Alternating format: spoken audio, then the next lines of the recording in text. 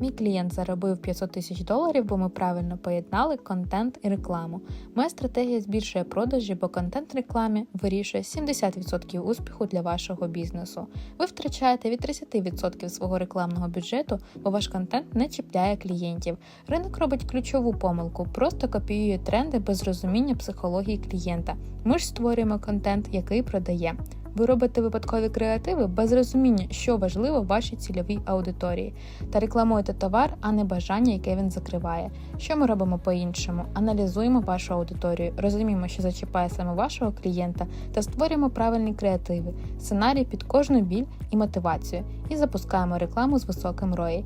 Мій досвід сформований на більш ніж $250 000 рекламного бюджету та навчання експертів США ринку. Вмію керувати як малими, так і великими бюджетами до $20 000 на місяць з одного проєкту. Залишайте заявку, якщо хочете збільшити свої продажі через рекламу та контент.